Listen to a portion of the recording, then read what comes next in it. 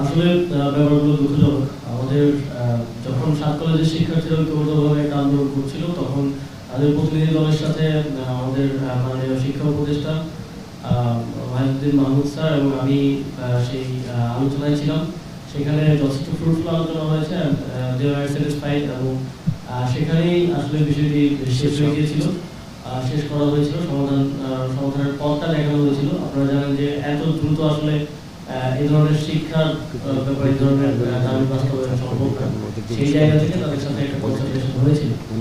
তিতুমির কলেজে যে ঘটনাটা ঘটেছে সেটা অত্যন্ত দুঃখজনক। আমরা দেখেছি সেখানে ওনারা বলছেন অনুপ্রবেশকারীরা কিভাবে ট্রেনে ভেতরে পাথর ছুঁড়ে একটা বাচ্চার পর্যন্ত মাথা ফেটে গেছে। এ ধরনের দুঃখজনক ঘটনা ঘটেছে এবং আজকেও ঢাকা কলেজ এবং সিটি কলেজের মধ্যে সংঘর্ষ হয়েছে। এখন আমরা স্পষ্ট না যে কি বিষয় নিয়ে তাদের মধ্যে সংঘর্ষ হয়েছে, এবং এই অঞ্চলটাতে আমরা প্রায় এই ধরনের ঘটনা দেখে থাকি।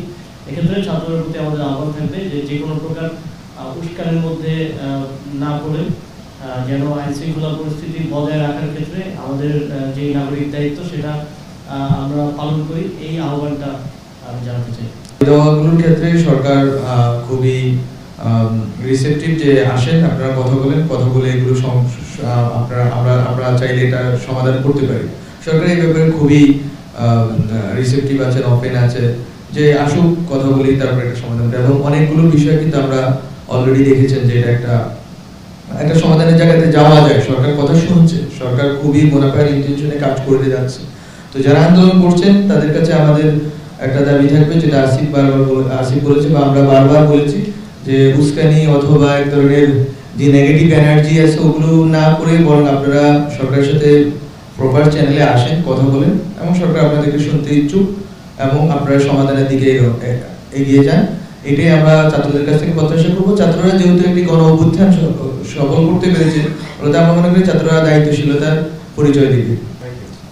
জি, আপনারা দেখেছেন শুরুর দিকে যেহেতু ট্রানজিশন পিরিয়ড, সেক্ষেত্রে শ্রম অঞ্চলে অনেক বেশি গ্রিভেন্স ছিল, অনেক বেশি অসন্তোষ ছিল। আমরা প্রায় প্রত্যেকটা দাবি অ্যাড্রেস করার মাধ্যমে সেটাকে স্বাভাবিক অবস্থায় নিয়ে এসেছি। কিন্তু মালিক পক্ষ থেকে স্যালারি না দেওয়া হলে তো শ্রমিক বসে থাকবে না, এটা খুব স্বাভাবিক। ব্যক্তিগত গ্রুপের গত 2 মাসের স্যালারি সরকার ব্যাংকের মাধ্যমে ম্যানেজ করে দিয়েছে।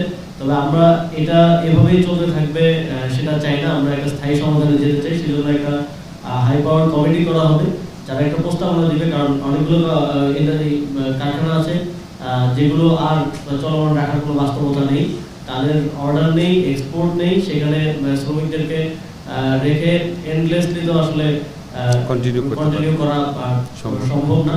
তো যেগুলো সম্ভব না সেগুলো একটা অ্যাসেসমেন্ট করে সেগুলোকে শ্রমিকদের কম্পেনসেশন সহ স্যালারি দিয়ে সেগুলোকে বন্ধ করার ব্যাপারে একটা বিবেচনা করা হবে, এবং ওই কমিটি ওই প্রস্তাবনাটা সরকারকে দেবে।